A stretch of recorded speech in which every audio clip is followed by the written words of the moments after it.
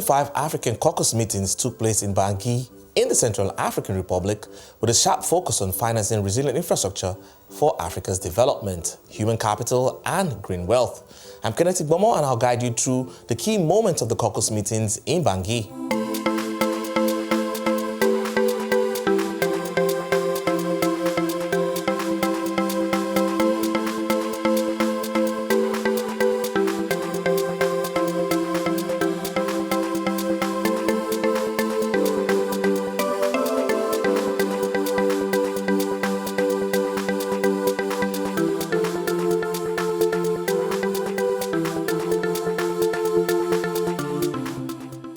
Central African Republic is honored to host the meetings of the 2025 African Caucus. It is with a great pleasure and a profound feeling of honor that I take the floor today on the occasion of this African dialogue in order, on behalf of the people of the Central African Republic and on my own behalf, extend our most warmly greetings, welcome you to the Central African Republic. Your presence here in such great numbers attest not only to the importance that you place in the African Caucus meetings, but also the genuine interest you have in the legitimate aspirations of our continent towards a sustainable structural transformation. Ladies and gentlemen, partners, participants, the theme chosen for 2025 is resilient infrastructure, human capital and green asset, essential levers for strong, inclusive and sustainable growth. This so aptly resonates with the current challenges that our nations are facing.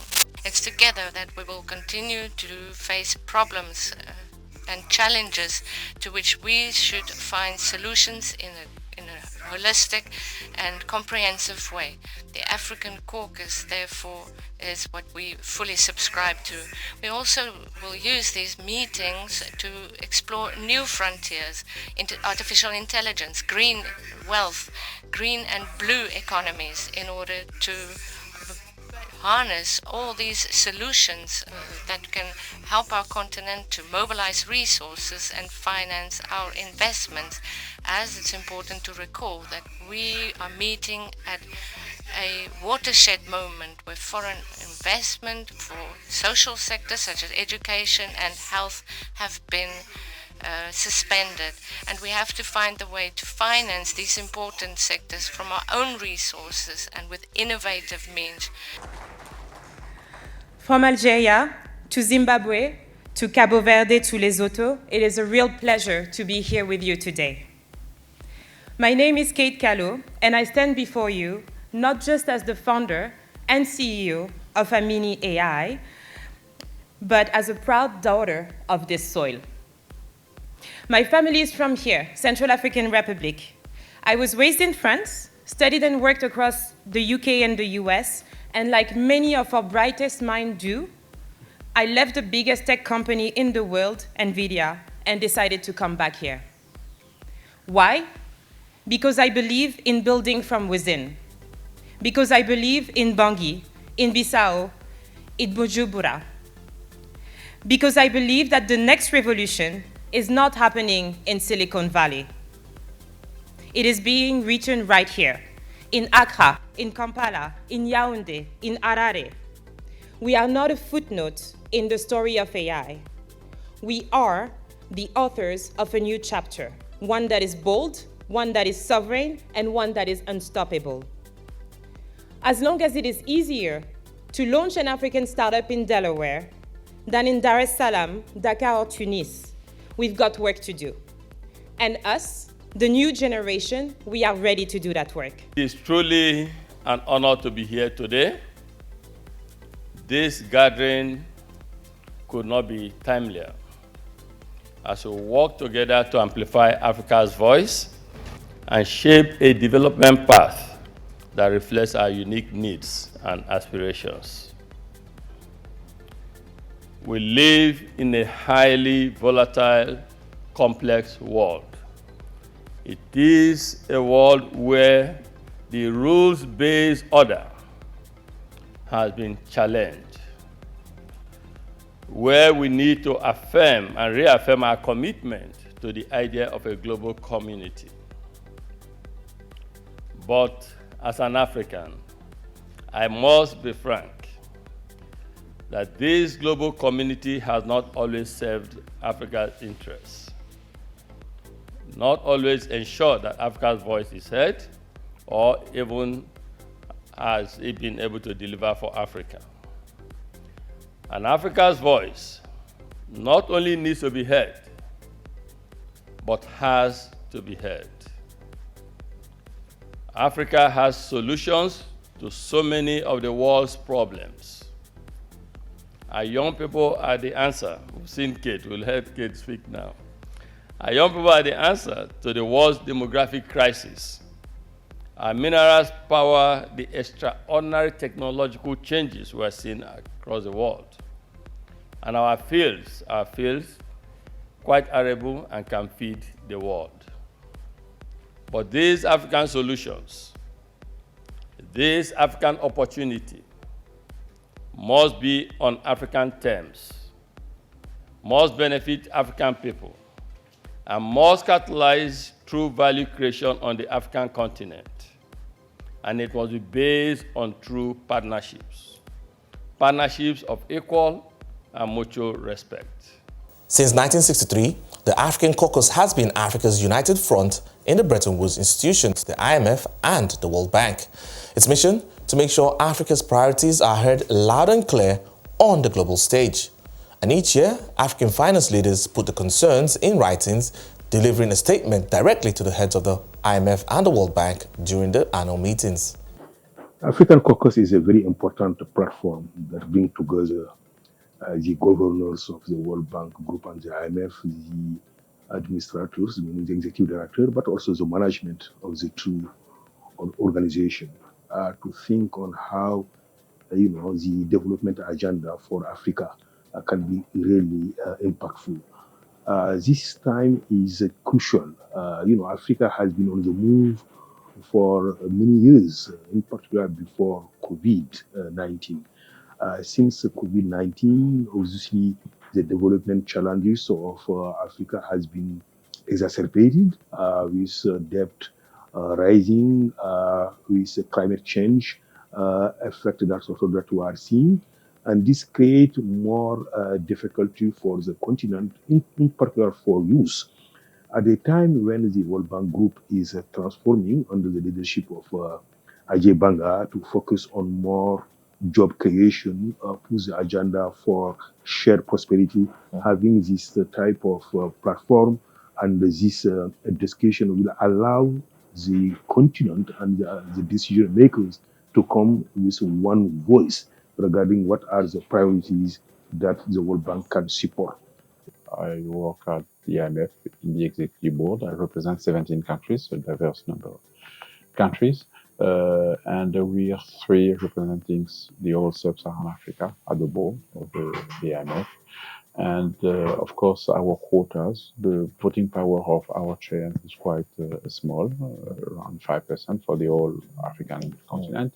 But this is not the most important thing. The most important thing is how do we present the case of our countries at the board? The argument we have. As you may know, the decision-making process of the board of the IMF is consensus-based. The decision we take is based on consensus rather than majority or quotas or voting power. So the better our argument, the better we have the chances to convince our colleagues at the board that what we are pushing for is what what is important. Meetings like this are important because they afford us an opportunity to speak to the governors and to governments and let them know what we are working on and what we're planning to work on as part of our strategy. It just so happens that we've finalized our 2030 strategy, something we're calling IFC 2030. And events like this are an opportunity to speak to what that strategy is. Our strategy right now is very much focused on job creation. We see that as being the biggest challenge that the continent faces. And we have 5 or 6 strands of work that we look to pursue in each of the countries in which we operate, which we think will lead to greater job creation. This year, the spotlight is on financing resilient infrastructure for Africa's development.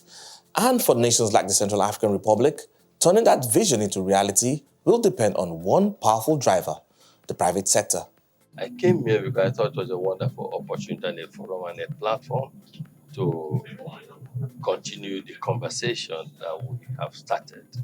And that's the conversation of helping, working together to transform Africa.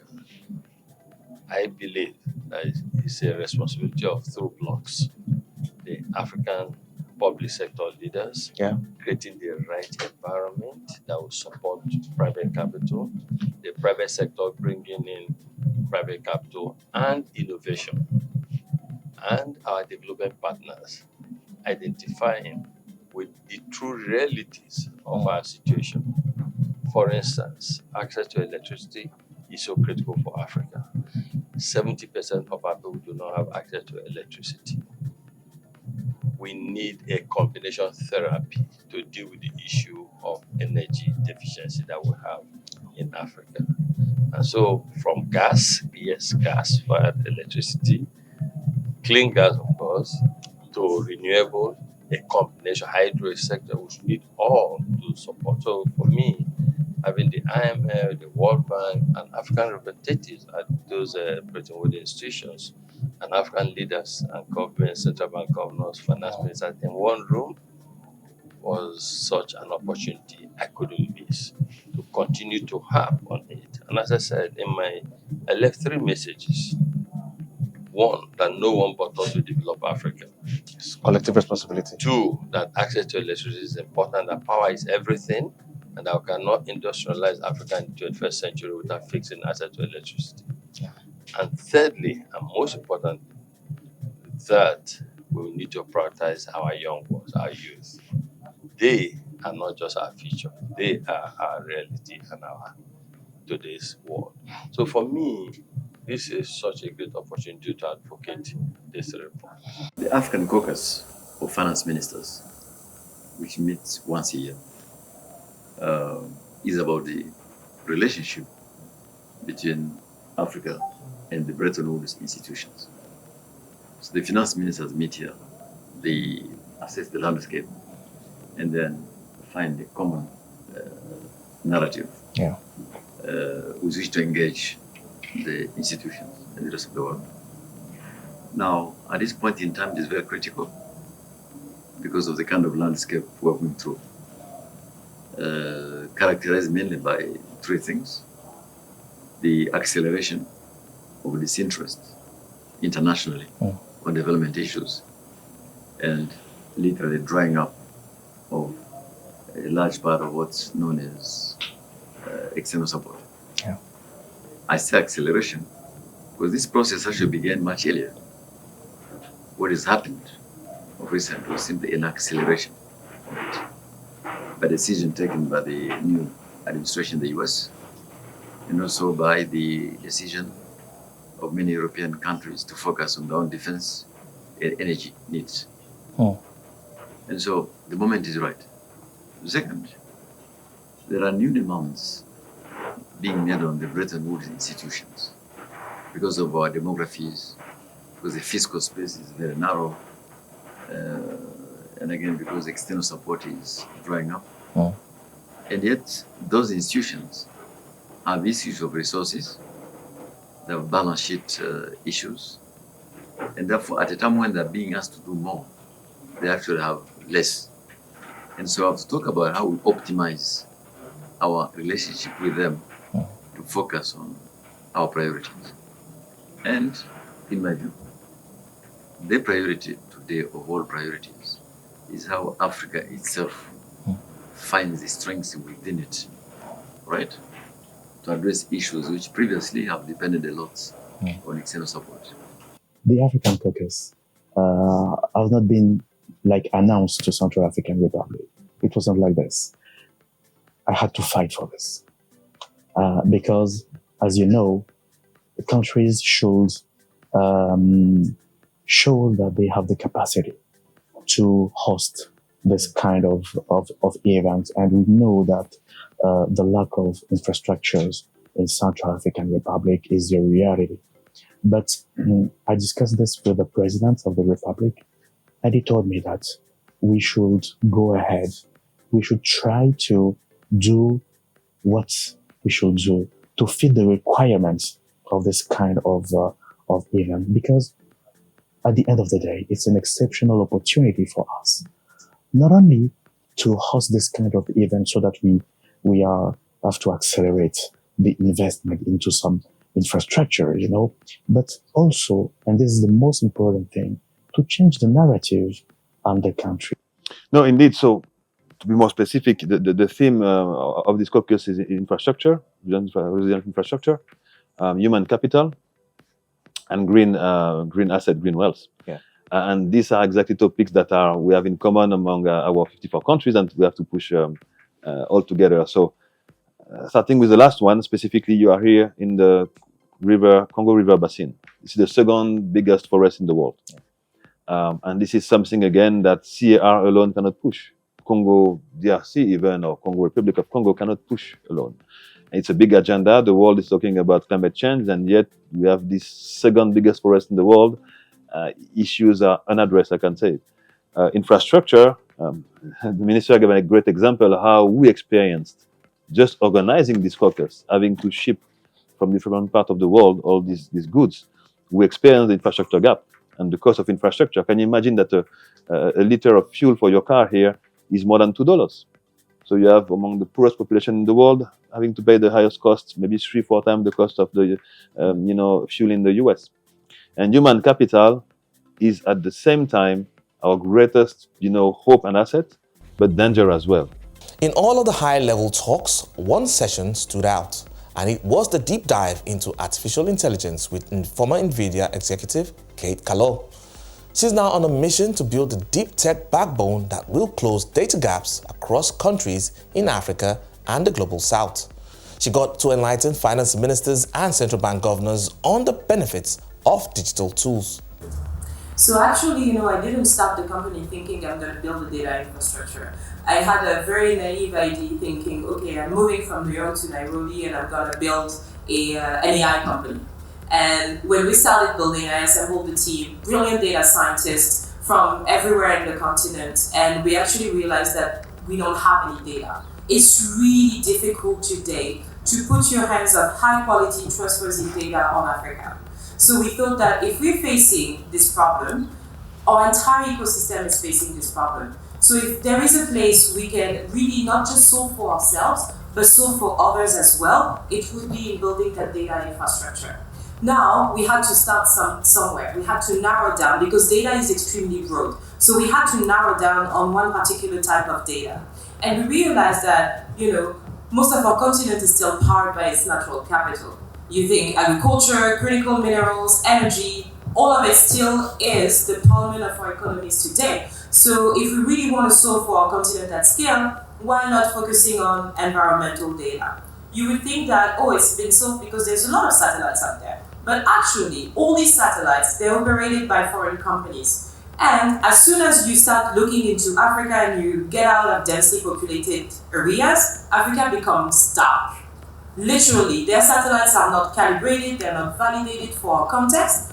Plus, you really need also to understand that a lot of the data that is useful and that exists is actually dormant in multiple stakeholders across the continent.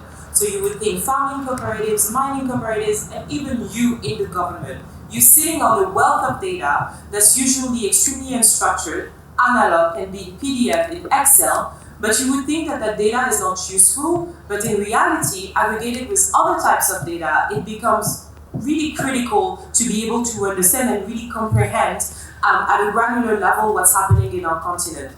So we started with environmental data, we went very deep for the first 2 years, worked across agriculture, minerals, and now we've actually started to realize that the platform we had built specifically on environmental and climate can be applicable to everything. So in Barbados, for example, we've now built the entire data infrastructure for the government. So that same process of collecting, aggregating, ingesting a lot of different data, and then processing it and building the analytics for it, it can be applied in environmental data, but it can also be applied to the Prime Minister's cabinet to digitize cabinet papers and allow the cabinet to be able to access intelligence and knowledge that was locked out in PDF and paper format before. So that process stays the same, and we've now started to expand across the board and really help government across the global south, not just Africa, really understand how to structure and understand better the data that they're sitting on. For the Central African Republic, this gathering is pivotal. It's a chance to lay the foundation stones for lasting growth and development. After 2 days of discussions, analysis, and reflection fed by the pews of a series of distinguished and valuable presenters and panel members, preceded by a side event on the private sectors. Now is the time for me to conclude this African Caucus meeting in Bangui. On behalf of the Central African Republic, I extend my deepest gratitude to each of you for your multifaceted contribution to the successes of this 2025 African Caucus. Your collective interests, innovative ideas, and unwavering commitment to our shared vision have illuminated the path forward, notably in what we can obtain from our partnerships with the Bretton Woods Institutions. We have explored diverse approaches to mobilize varied financial resources, strengthen our national fiscal capacity, and adopt cutting-edge financing instruments. We have delved into a crucial importance of governance, digitalization, regional cooperation, and private sectors engagements in developing the infrastructures that will serve as a pillar for the inclusive and sustainable growth we desire. Discussions on integrating our dynamic informal sectors with special economic zones have opened new perspectives to foster SME development and deepen regional integration. Your reflection on financial infrastructure and digitalization have reinforced our determination to create a more inclusive and technologically advanced financial ecosystem. As we return to our respective country and institution, let us carry with us the spirit of unity and determination that has permeated this assembly. The challenges ahead are considerable, but our collective resolve to overcome them is equally formidable. Africa's future is in our hands, and together we shall sculpt it into a masterpiece of prosperity, innovation, and inclusive growth. A gathering of this scale is not complete without deals. Shelter Afrique and the Central African Republic sealed an agreement to bring affordable housing to the nation. I'm very happy because we've been able to sign these MOUs with the Shelter Afrique, which is our development bank on the social housing side. Very exciting experience because we discussed this for a while now, and we have been able to structure this project with also our state company, which is SA Capital, owned by 80% by the government, by the states. And the project is to build 300 social housing in Bangui to accommodate the needs in this sector for the people, the working people, for the government, and we are aiming particularly the people for the health sector and also for the defense sector. So this is a start. It's 300 social housing for $6 million US dollar, but the objective is to scale when this project will be set and will be on the ground. Then we would like to move from 300 to 3,000. So yeah, I think we're on track, and we're really happy because also it's not only about the project of the social housing, because the partnership with the Shelter Afrique is also about building the ecosystem. The ecosystem which is needed to strengthen